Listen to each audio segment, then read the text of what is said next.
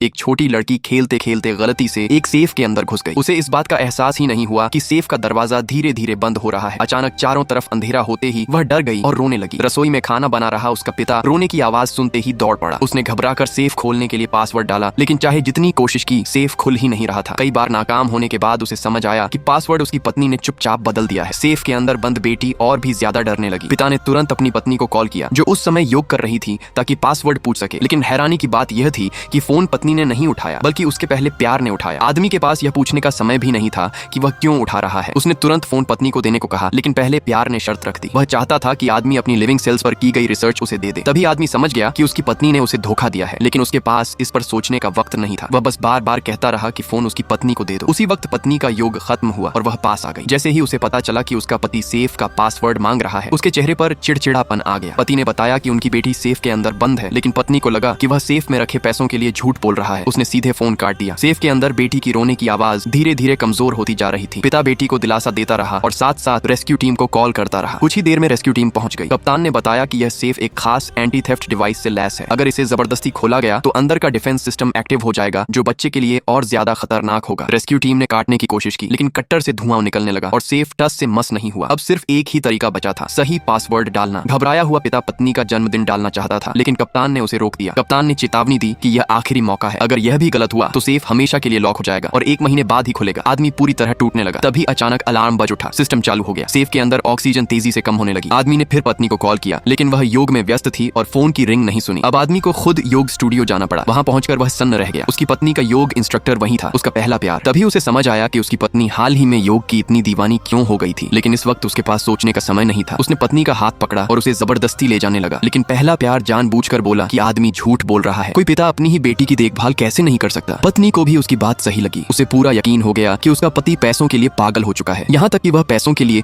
अपनी बेटी की जान को भी इस्तेमाल कर रहा है। उसने पासवर्ड देने से साफ इनकार कर दिया और पति के साथ लौटने से भी मना कर दिया। इधर सेफ के अंदर बच्ची की सांसें और कमजोर होती जा रही थीं। कप्तान ने आदमी को कॉल किया और पूछा कि क्या पासवर्ड मिला। सेफ के अंदर ऑक्सीजन अब सिर्फ 12% बची थी। अगर वह जल्दी नहीं लौटा तो अंजाम बेहद भयानक होगा। लेकिन पत्नी को लगा कि यह सब उसका पति पैसों के लिए रच रहा है। फिर उसने सुना कि बच्चे की दिल की धड़कन तेजी से गिर रही है। वह थोड़ी घबरा गई, लेकिन पहला प्यार फिर आदमी पर आरोप लगाने लगा। उसने कहा कि आदमी को रिसर्च के लिए पैसे चाहिए और वह पैसों के लिए अपनी बेटी का यूज रहा है। पत्नी ने अपने पति की बजाय पहले प्यार पर भरोसा कर लिया। पत्नी ने कहा कि जब तक बच्ची को उसके सामने नहीं लाया जाएगा वह पासवर्ड कभी नहीं देगी। समय खत्म होता देख आदमी ने रेस्क्यू टीम से कहा कि सेफ को ही योग स्टूडियो ले आओ। कुछ ही देर में सेफ वहां पहुंचा। पत्नी को अब भी यकीन नहीं हुआ कि उसका पति पैसों के लिए इतना बड़ा नाटक कर सकता है। लेकिन जैसे ही उसने रेस्क्यू टीम के असली पहचान पत्र देखे, वह सन्न रह गई। फिर भी पहला प्यार बोला कि ये पहचान पत्र नकली है। अपने पति को गलत साबित करने के लिए पत्नी ने खुद सेफ खोलने का फैसला किया।